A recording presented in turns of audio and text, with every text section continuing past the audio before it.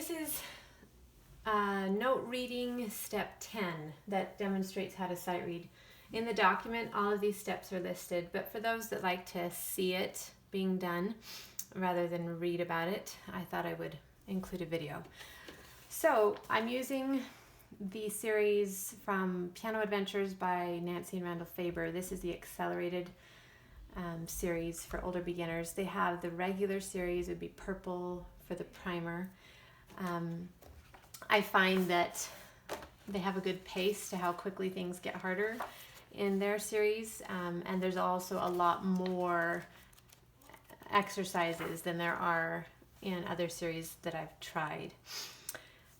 So the first step is to use an extra slow metronome. This is a metronome. You can buy a physical one like this. I like it because I just boom, and I have my metronome already. I also have an app on my phone. You can buy one like Pro Metronome. It's free. There's even maybe an upgraded version you can pay for. It just, takes longer to load. I got to make sure I have my phone with me. Maybe I don't want my phone with me because I don't want to be distracted while I'm practicing. So for lots of reasons, I prefer this kind of metronome. It's about $30 to $40 online. Okay, so then step 2, don't stop no matter what. Fake it to stay with the beat. So I didn't put in the document something that is important, so another reason I wanted to do this video, and that's the preparation that you want to do before you even try playing this piece in this sight reading manner. You want to do the DI in your mind for maybe a line, so just don't play it because we don't want to practice it, we want to just jump into it. But in your mind, say the DI, or in this case with all of these landmarks, you might just say each note as if it was a flashcard. F, a fifth on C, F, a fifth on C, F, C, G, C, F, F. And like I said, don't play it because that would be cheating. Okay, then I would suggest clapping and chanting a line, or at least a couple measures. So ta, ta, ta, ta, ta, ta, ta, ta, etc.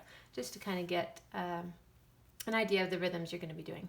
Okay, and then look through the whole thing, see if there's anything else that might trip you up. So give yourself every opportunity to be prepared. You could think of what key signature it's in, if that's something you know.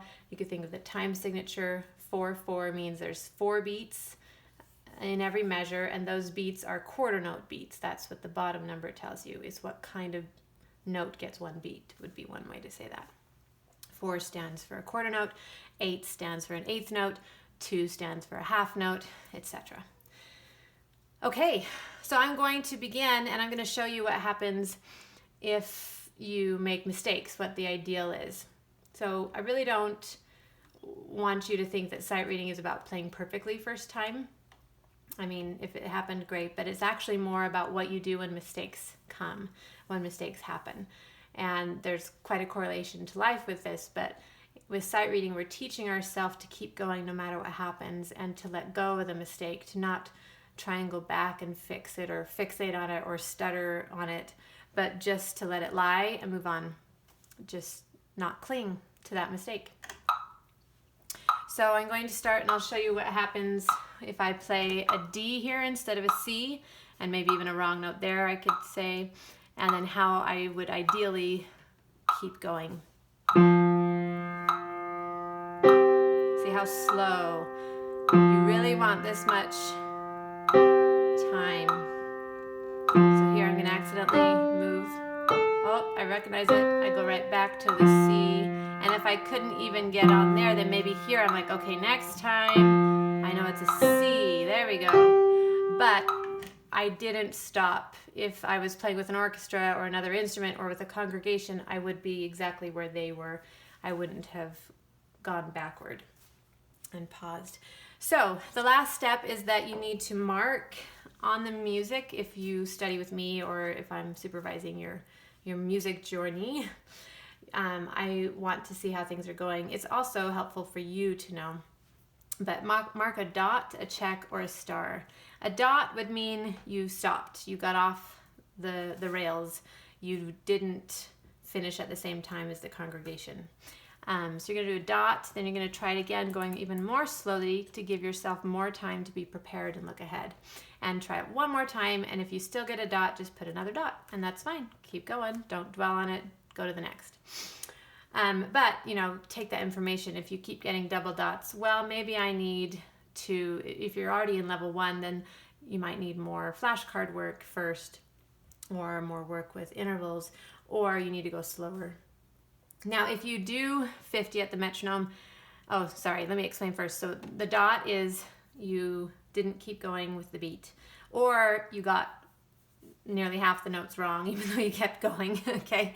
That would be a dot. But a check means you got most of the notes right, maybe 80 or 90% of them, and you kept going, so you ended with the orchestra together.